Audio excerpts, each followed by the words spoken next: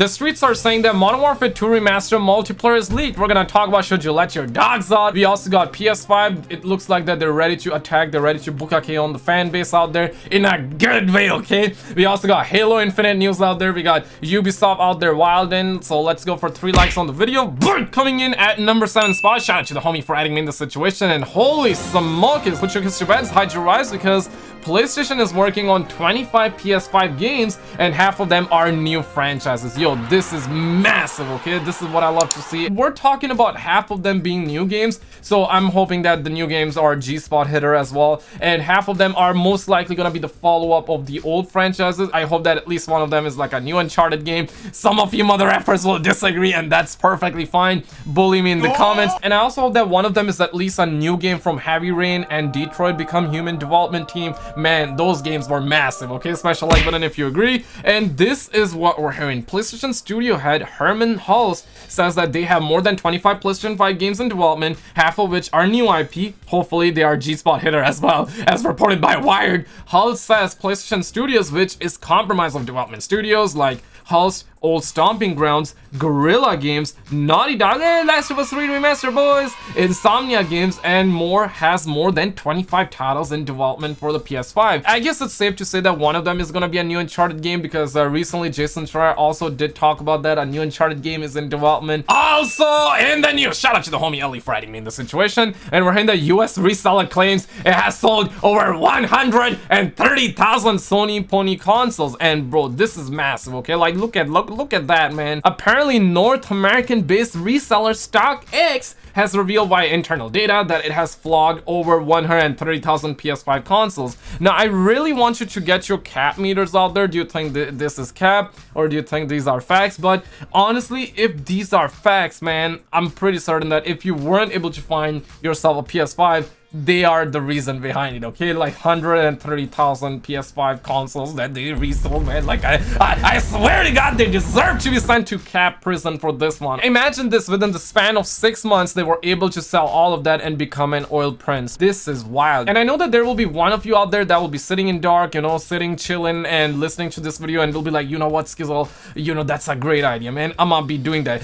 Don't do this, okay? You should not do that. I mean, there are a lot of ways to make money out there. This should not be one of them. Maybe like resell 1 PS5, maybe 2 PS5s, maybe 2 Xbox, but 130,000 PS5, seriously, you gotta get mama, okay? Also in the news, Sony warns that PS5 supply issues could extend into 2022, and ladies and gentlemen, all thanks to StockX, who sold their nearly 130,000 PS5 consoles. Man, this is insane. And you wanna know what? We're hearing that Sony leaves the door open for supply to increase in 2022, and this may happen. Big May, guys, big May. But according to a variety of experts, you know, Twitter detectives, scientists, and whatnot, and those that would know, there may be supply issues until 2023. And I have still to talk about that recent GTA 6 news that is going around. The streets are saying that GTA 6 is gonna be coming out in 2023. So if we're gonna have supply issues till then, I mean, that is wild, okay? We might get GTA 6 before people are able to find themselves a Sony Pony console. We're also in the former 343 employee says that Halo Infinite being made under crunch conditions. Now just to summarize this real quick, because the plot is wild, okay? Because the man is trying to Uno right now.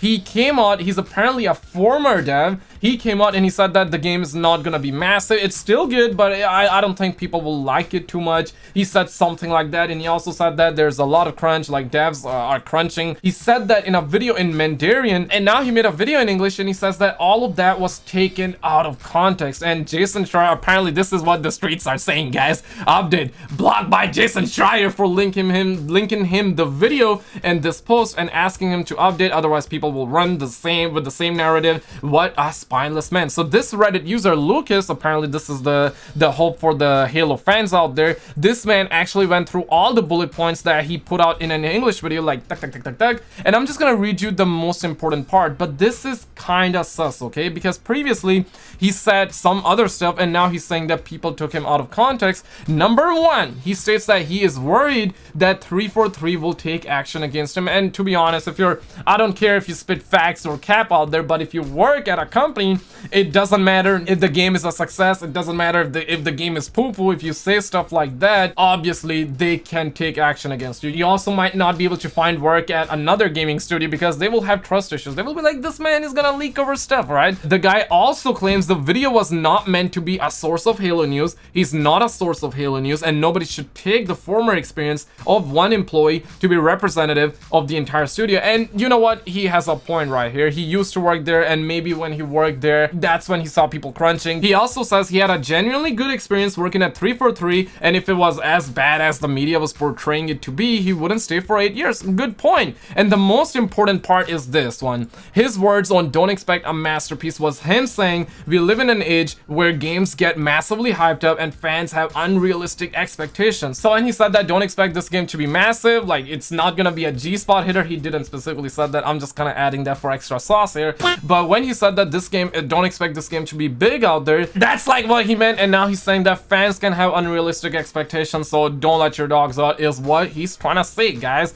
I don't know, man. He seems very nervous in the video, so maybe he shouldn't have said some things, and he said it, and now he's clarifying. And I don't know. If you're a Halo fan, I know Galaxy, you'll be watching this video. I hope that this game turns out good, okay? Also, in the news, Ubisoft says that it's changing strategy to focus on more high-end free-to-play games, and Assassin's Creed firm says that it will no longer rely on 3 to 4 AAA games each year. Now, this can be good news and this can be bad news. Now, the good news here is that they're not gonna be putting out like 3 to 4 AAA games a year, but I know that this can be bad news to some people out there. Some people definitely want like 5-7 billion AAA titles. Assassin's Creed 20 billion. Some people want that, and you know what? No disrespect if you want that. Hey man, you do you, right? But they are actually going with this one, and this can be good news. Now, the bad news in this situation could be that they're gonna be focusing heavy on free-to-play game. And believe it or not, like, I got no doubt whatsoever, like in the future, mostly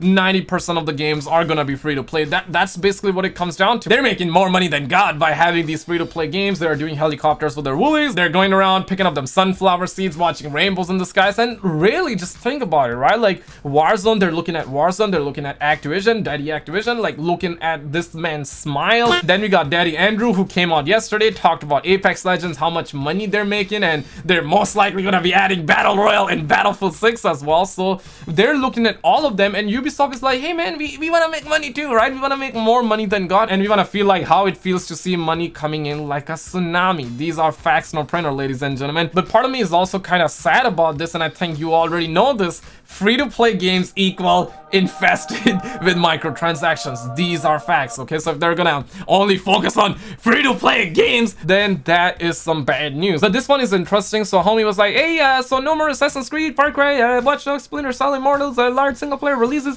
What the heck? We don't need any more free-to-play battle royale or arena shooters. The market is already flooded with them. You know what? I'm gonna smash the like button because the man is spitting facts, okay? Shinobi, however, says that that's not what they're saying. They're still going to release games like that, but likely not at the same schedule as before. They're going to put more resources into making more high-profile free-to-play games. Now, this can be viewed as bad news. This can be viewed as good news. The good news can be that, hey, they're gonna make a lot more money with free-to-play games, so therefore they might actually rely on putting maybe 1 to 2 high-quality AAA title like Assassin's Creed, Watch Dogs, Far Cry, and maybe that means that those games are gonna be good. Those games are not gonna be like Dead Air, where, you know what, you played for 60 hours and the game is still not finished and the game is still not meaningful to the point where you're satisfied. Now, speaking of Modern Warfare 2 Remastered Multiplayer, should you let your dogs out or not? Reliable gaming insider Jeff Grubb, who has a history of being correct about his statements, has claimed Sledgehammer Games are having major development issues with multiplayer, and that Modern Warfare 2 Remaster multiplayer will be the only Call of Duty multiplayer in 2021.